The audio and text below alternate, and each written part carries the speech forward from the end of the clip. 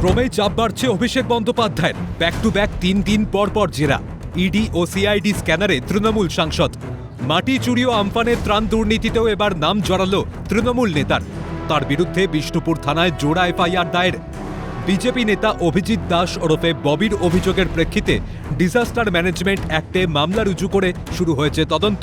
এছাড়াও অভিযোগ দায়ের হয়েছে তৎকালীন এডিএম, বিডিও বিষ্ণুপুর, ডায়মন্ড হারবারের একাধিক পঞ্চায়েত প্রধান, পঞ্চায়েত সমিতির সভাপতির বিরুদ্ধে।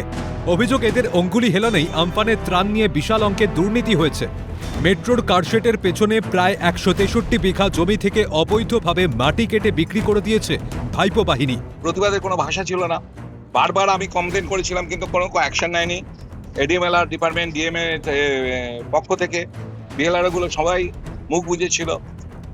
তা এখন সরকার চেঞ্জ হতে গিয়ে আমরা সেই সমস্ত পুরনো কমপ্লেনগুলো আমরা বার করেছি এবং আমরা নতুন করে কমপ্লেন এফআইআর করছি, যাতে ভাইপো এবং তাদের গ্যাং, যারা এতদিন ধরে দুষ্কর্ম করে গেছে, পরিবেশে ভারসাম্য নষ্ট করে গেছে, কোনো রকম আইন মানেনি, সে ফিশারিজ অ্যাক্ট হোক, ল্যান্ড রিফর্মস অ্যাক্ট হোক, মিনারেলস অ্যাক্ট হোক, এবং সরকারি জমির মাটি কেটে যেভাবে সারদাতা, আপনারা দেখেছেন যে সুপ্রিম কোর্টের নির্দেশ ছিল যে এই সারদার জমিকে ইডি কবজাতে রেখে সেগুলোকে বিক্রি করে গরিব মানুষের পয়সাগুলো দেওয়া হবে। সেখান থেকে প্রায় 400-450 কোটি টাকার মাটি বিক্রি করে দিয়েছে ভাইপো এবং তার বাহিনী।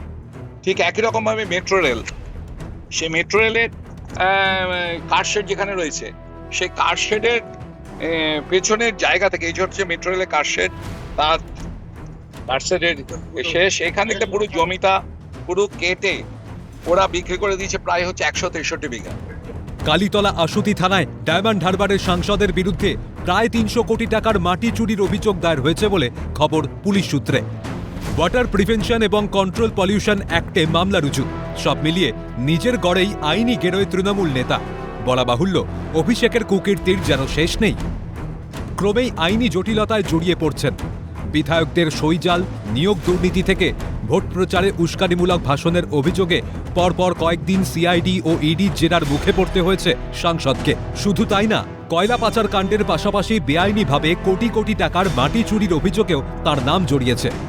এখানেই বলে রাখা প্রয়োজন, তৃণমূল ক্ষমতায় থাকাকালীন অভিষেক ও তার ঘনিষ্ঠদের বিরুদ্ধে আর্থিক তছরূপের অভিযোগ তুলে বারবার সরব হয়েছে বিরোধীরা। বিপুল পরিমাণ সম্পত্তির উৎস নিয়েও উঠেছে প্রশ্ন, যদিও রাজনৈতিক উদ্দেশ্য প্রণোদিত এবং ভিত্তিহীন বলে দাবি করে অভিযোগ উড়িয়ে দিয়েছেন তার পিসি মমতা বন্দ্যোপাধ্যায়। ভাইপোর কুকীর্তি ঢাকতে কি না করেছেন আর কি না বলেছেন, ক্ষমতাচ্যুত হয়েই পেঁয়াজের খোলার মতো সব বেরিয়ে আসছে। কথায় বলে না, পাপ বাপকেও ছাড়ে না। কার্যত সেই অবস্থাই হয়েছে অভিষেকের।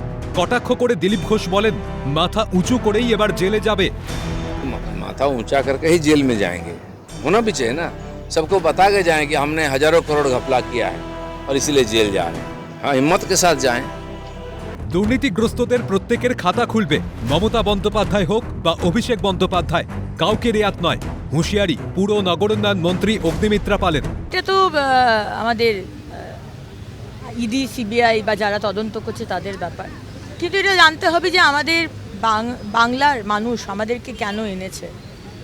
তারা এই করাপশন, এই কি বলবো, ল অ্যান্ড অর্ডার প্রবলেম, মহিলাদের সম্মান নেই, এই সব কিছুকে রুখবার জন্য আমাদেরকে আনা হয়েছে। সুতরাং মানুষ যেটা চাইবে, মানুষ বিচার চাইছে, মানুষ করাপশন চাইছে না। যারা করাপশন করেছে তাদের প্রত্যেকের খাতা খুলবে, সে মমতা ব্যানার্জি হোক, অভিষেক ব্যানার্জি হোক, পাড়ার একটা নন্টে ফন্টে হোক আর কাউন্সিলর হোক, সবার খাতা খোলা হবে।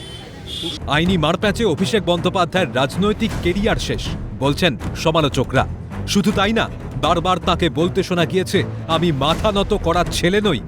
শেষ পর্যন্ত এই দৃঢ় অবস্থান ধরে রাখতে পারবেন তো? মাথা হেট করে জেলখানায় ঢুকতে হবে না তো? উত্তরের জন্য অবশ্যই সময়ের অপেক্ষা। অভিরূপা সাহার রিপোর্ট, ক্যালকাটা নিউজ।